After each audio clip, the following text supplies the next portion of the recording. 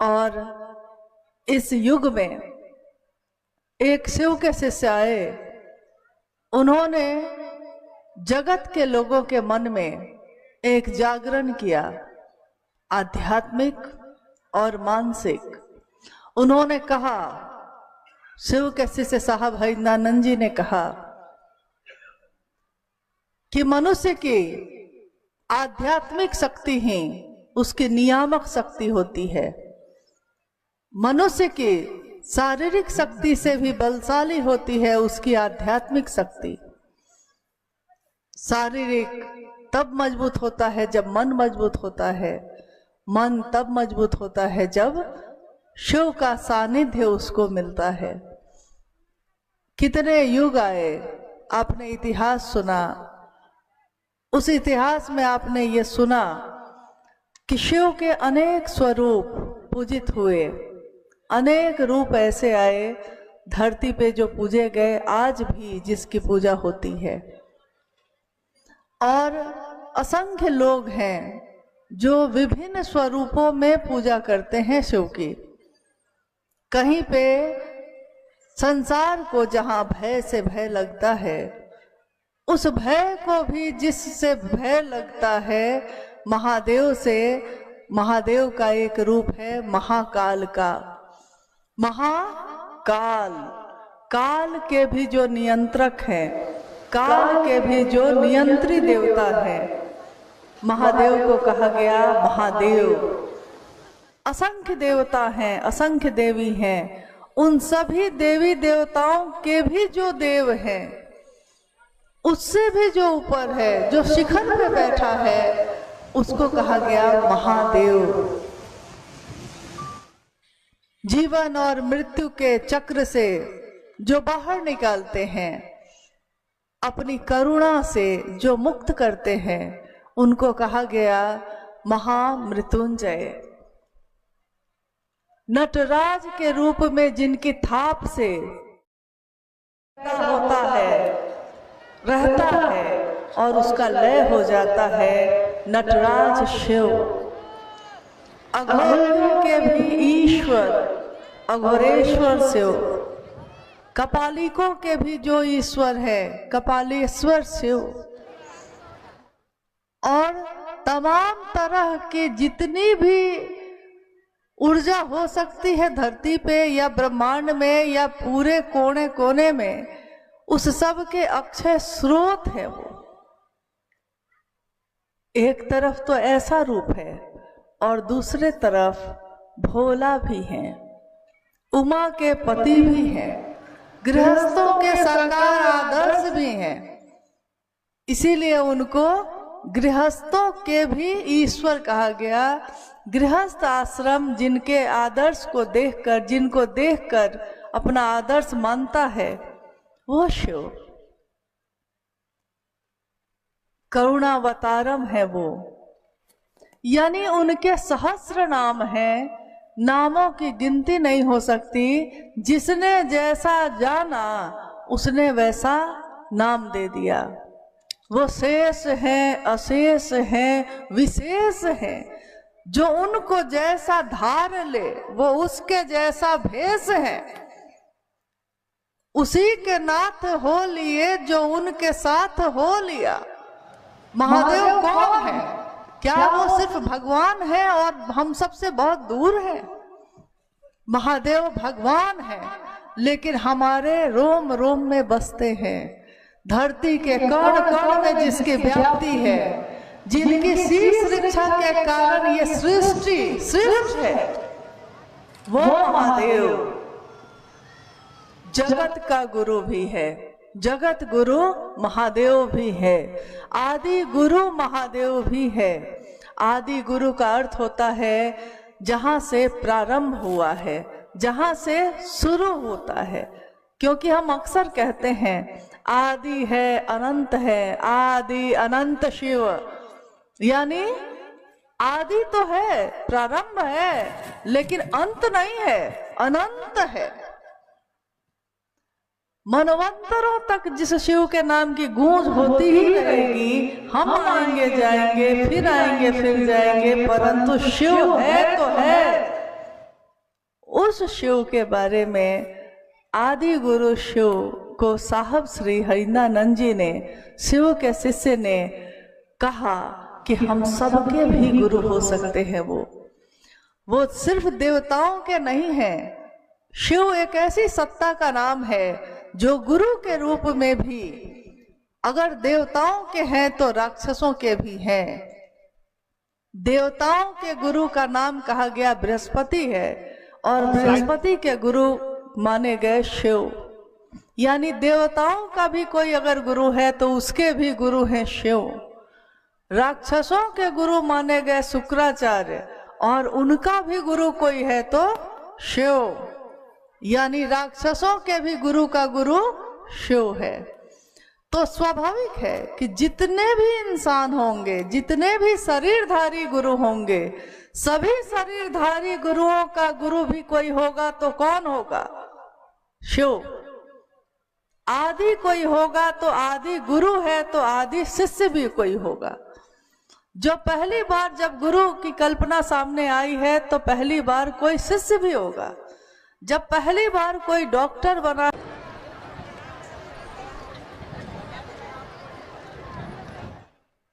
आज रजौली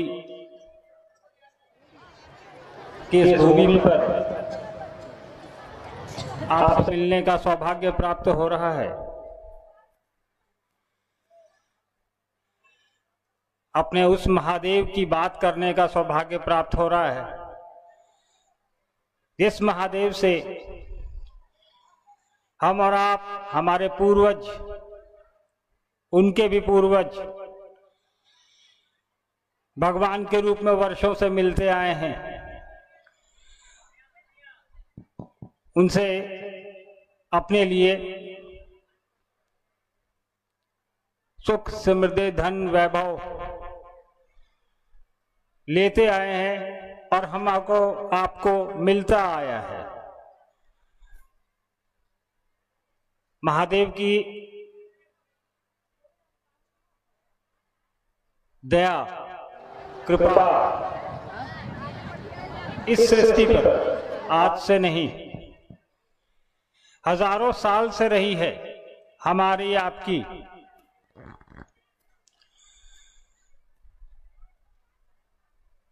पूरी सृष्टि की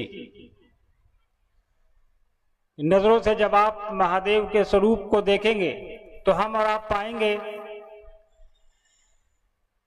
कि वो महादेव जिसको देवों के देव भी कहा जाता है,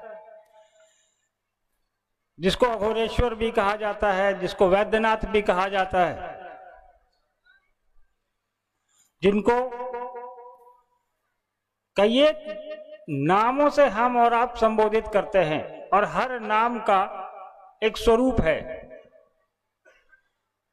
और उस महादेव का इतिहास हमारी इस पृथ्वी पर तकरीबन 10,000 साल से पुराना है, उससे भी ज्यादा कहें तो।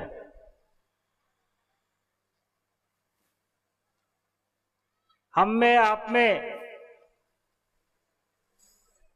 अगर महादेव की व्याप्ति,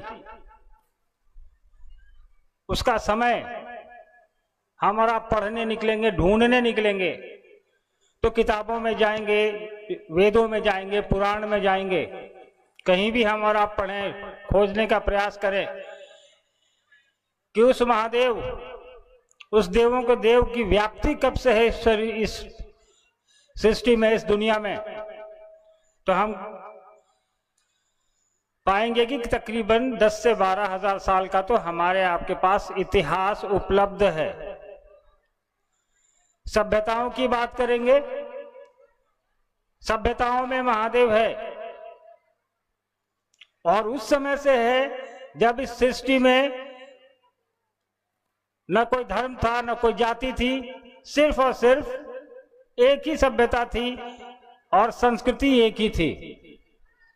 संस्कृति यानी शिव, जिस संस्कृति में वास करते हैं, जिस संस्कृति में शिव की व्याप्ति है। सभ्यताओं में आप देखेंगे, इतिहास अगर पढ़ेंगे तो सभ्यताएं कई आई और कई चली गई, नष्ट हो गई। जो भी छात्र रहे होंगे इतिहास के या जिन्होंने भी शिव के बारे में पढ़ा होगा, उनको यह ज्ञात होगा, उनको यह पता होगा कि शिव की व्याप्ति कब से है हमारे आपके बीच।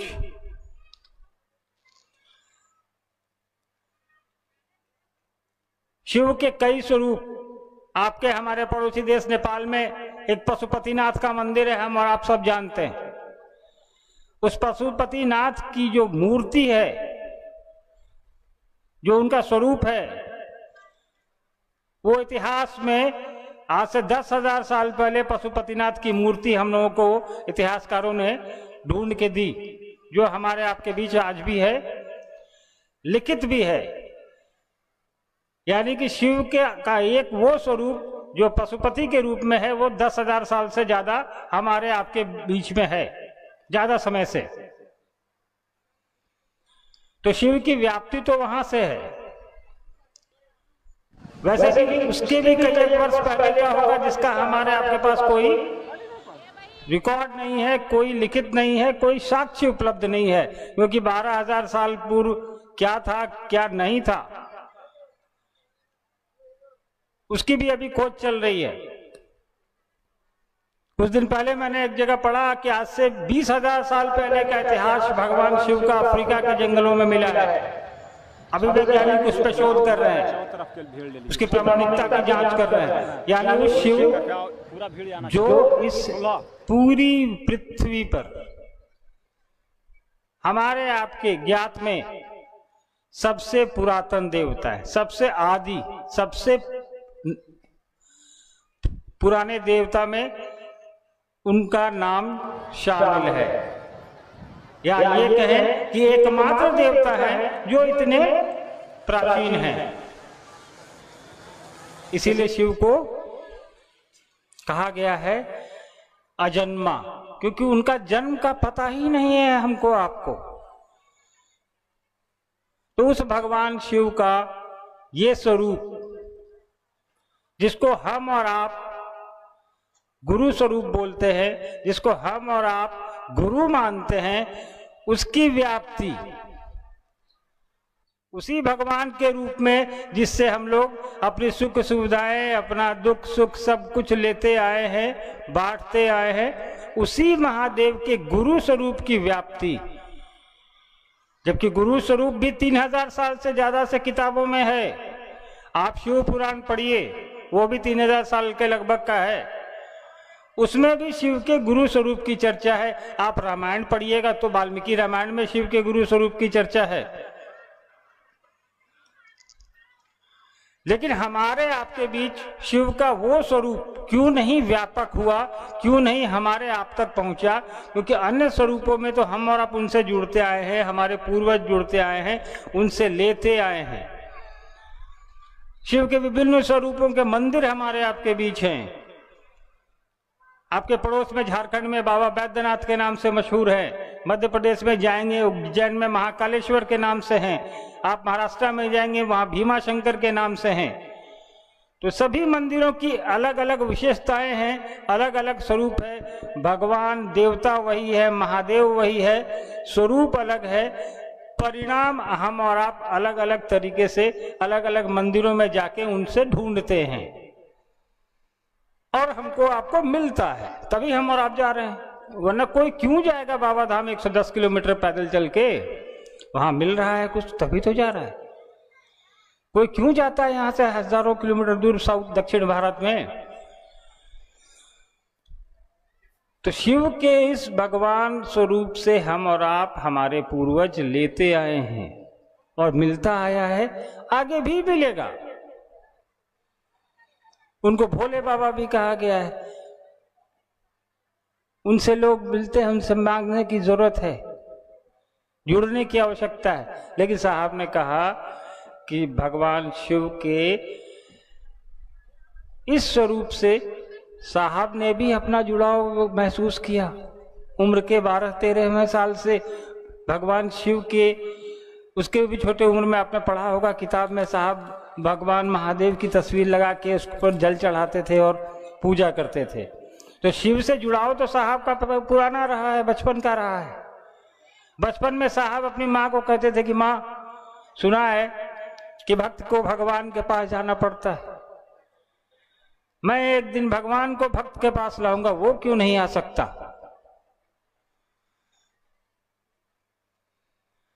तो साहब ने जो श्मशान में 20 साल, 10 साल, 15 साल का समय लगातार बिताया, कभी कब्रिस्तान गए, कभी श्मशान गए, मंदिरों में गए, मज़ारों पर गए, शारीरिक सांसारिक सानिध्य में रहे लोगों के, गुरुओं के, बहुत कुछ सीखा, लेकिन अंत में क्या मिला? बाकी आपको बहुत सारे लोगों ने बताया होगा, आपने पढ़ा भी होगा, साहब के जीवन के कई रहस्य पुस्तकों में भी लिखित हैं। खैर विषय वो नहीं है हमारा, विषय है कि साहब ने शिव के इसी स्वरूप से हमको आपको जुड़ने को क्यों कहा। इतिहास में शिव की व्याप्ति कितनी है, कहाँ है? तो इतिहास में तो शिव के अलावा कोई थे ही नहीं, न है अभी, ना आगे होगा, क्योंकि दुनिया में जितने देवता भी हैं उनके भी देव वही हैं, जो दुनिया में जितने भगवान हैं उनके भी भगवान वही हैं, दुनिया में जितने सांसारिक गुरु हैं, जो शारीरिक गुरु हैं, उनके भी गुरु वही हैं। साहब ने हमको आपको कहा, जब सबका गुरु वही है, आप उसके पास जाएंगे तो वो भी आपको उसी के पास भेजेगा। तो साहब ने कहा कि जब सब वहीं भेजता है तो हम सीधे वहां क्यों नहीं जाएं? जब इससे नवादा के सबसे अच्छे स्कूल में सबका एडमिशन फ्री में होना है, सबके बच्चे उसमें पढ़ सकते हैं, सब उसमें जा सकता है, वहां कोई फीस नहीं लगती है, वहां जाने के लिए कोई भाया मीडिया की जरूरत नहीं है आपको, हमको, तो हम और माध्यम क्यों पकड़ें? हमको साहब ने बता दिया कि महादेव का जो स्कूल है फ्री का है, खुला हुआ सबके लिए है और सबसे बढ़िया है। जाने का साहब ने तरीका भी समझा दिया, जाने का रास्ता भी दिखा दिया।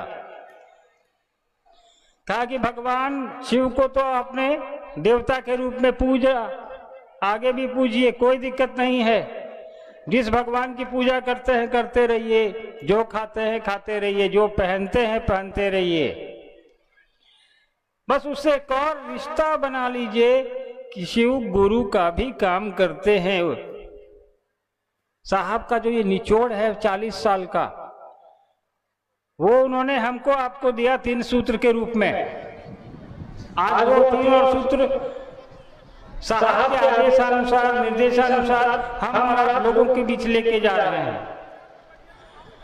तो साहब का जो वो 40 साल का परिश्रम है, साहब का जो वो त्याग है, साहब का जो वो जुड़ाव है भगवान शिव के प्रति, वो उसका प्रतिफल है।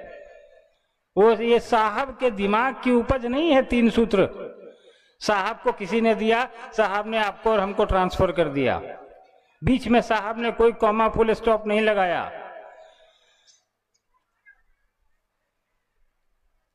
तो देवता के रूप में हमने अपने पाया है, एक गुरु के रूप में जुड़ाव कितना आवश्यक है, ये हम और आप बीती हुई कहानियों से भी समझ सकते हैं। महादेव का सबसे बड़ा भक्त कौन था, जिसके बारे में हम और आप जानते हैं, किताबों में पढ़ा है।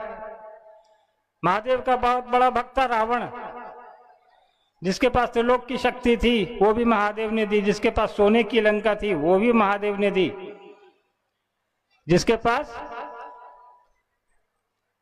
सब कुछ था जो एक आदमी को राजा के लिए आवश्यक होता है, राजा बनने के लिए, महादेव की तपस्या और साधना करके उसने प्राप्त किया। इतनी ताकत उसको दी कि उससे देवता भी डरते थे।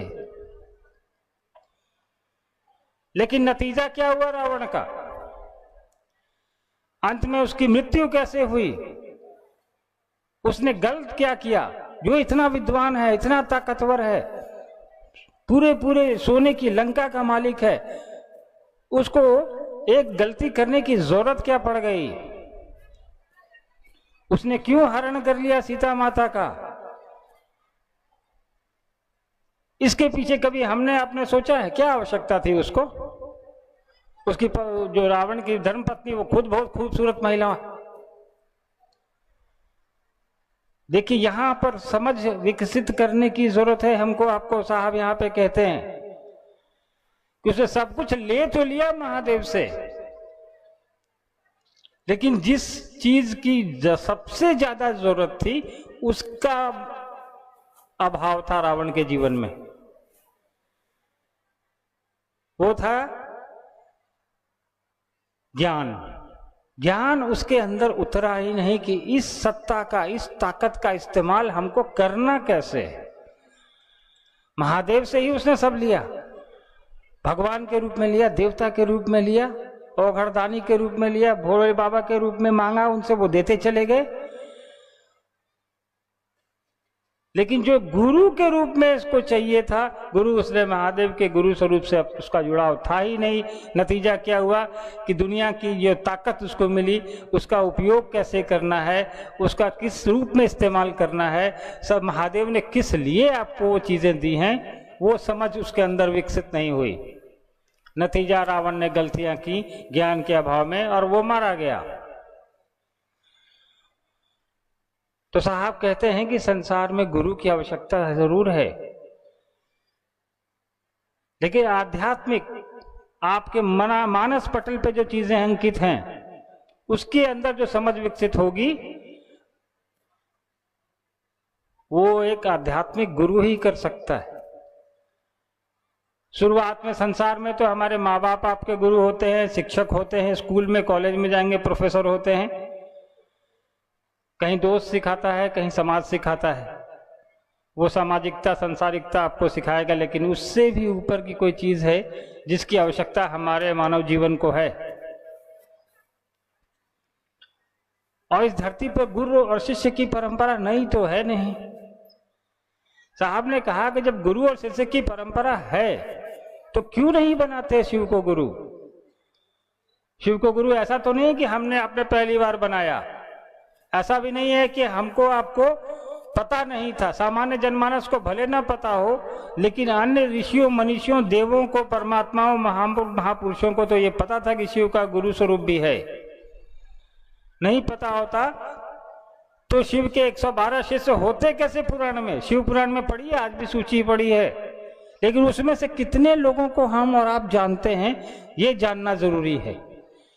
ये कभी सोच के हमने नहीं देखा कि शिव के 112 शिष्य हुए और 112 के 12 सभी महापुरुष, सभी ऋषि, सभी संत, सभी मनीषी, लेकिन उन्होंने शिव के इस स्वरूप को हमारे आपके तक क्यों नहीं पहुंचाया? जबकि उनकी कहानियां, उनके किस्से आज भी हैं यहाँ पे। आप किताब उठा के पढ़े, शिव के शिष्यों की कहानियां हैं। जितने 112 नाम हैं सबके इतिहास हैं, सबकी कहानियां हैं। आज उसमें से कई लोगों के मठ हैं, आश्रम हैं, लेकिन उन्होंने आने वाले शिष्यों को, आने वाले अपने मठ में, अपने अधीन आने वालों को अपने से जोड़ा, जबकि खुद वो महादेव के शिष्य थे। लोगों को महादेव से नहीं जोड़ा, कहा हमसे जुड़ो, हम पहुंचाएंगे वहां तक। नतीजा क्या हुआ कि शिव की शिष्यता में जब बीच में कोई व्यक्ति आएगा आपके और महादेव के बीच में, तो वो आपको अपने हिसाब से उस गुरु से जोड़ने की कोशिश करेगा, अपने शर्तों पे जोड़ने की कोशिश करेगा, अपने शर्तों के अधीन आपको लाने की कोशिश करेगा। वो प्रयास करेगा कि अन्नू बाबू अगर कुर्ता पजामा पहन करके मंदिर जाते हैं तो अन्नू बाबू कहेंगे तुम लोग को भी कुर्ता पजामा पहन के ही महादेव के मंदिर में जाना पड़ेगा। अन्नू बाबू अगर पानी पीते हैं, उसमें नमक डाल के पीते हैं, तो कहेंगे कि तुमको भी नमक डाल के ही पीना है, तभी तुम मेरे साथ महादेव के सानिध्य में चल सकोगे। यानी कि अन्नू बाबू ने अपने शर्तों में आपको बांध दिया। साहब ने कहा कि महादेव भगवान के रूप में आपको शर्तों में बांध सकते हैं, देवता के रूप में बांध सकते हैं, लेकिन गुरु के रूप में कैसे बांधेगा? गुरु शिष्य के लिए कोई शर्त नहीं लगा सकता, कोई बंधन नहीं लगा सकता। शिष्य बाध्य नहीं है, शिष्य तो सीखने आया ही है। गुरु का काम है शिष्य को ज्ञान देना, उसके मन का, उसके दिमाग का परिमार्जन करना, बदलाव लाना उसके जीवन में उसकी समझ के माध्यम से। तो साहब ने कहा कि जो शिव को अपना गुरु बनाएगा उसके लिए कोई बंधन नहीं होगा। साहब ने नहीं कहा कि तुमको शिव को गुरु बनाने के लिए गेरुआ वस्त्र पहन के आना पड़ेगा। साहब ने नहीं कहा कि तुमको शिव को गुरु बनाने के लिए कोई भी बंधन में रहना पड़ेगा। साहब ने नहीं कहा कि तुमको कुछ छोड़ देना है। साहब ने नहीं कहा कि तुमको कुछ पकड़ भी लेना है।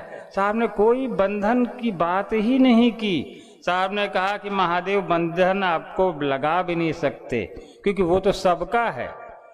जो मांसाहार करता है उसका भी है, जो नहीं करता है उसका भी है, जो किसी धर्म जाति को से आता है उसका भी है, क्योंकि धर्म और जाति तो हमने बनाई है, महादेव ने तो बनाई नहीं।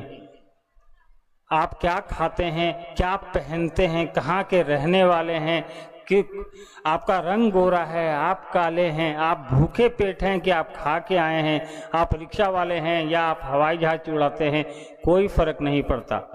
साहब ने कहा जो है, जैसा है, जहाँ है, वो अपने भगवान शिव को अपना गुरु बना सकता है।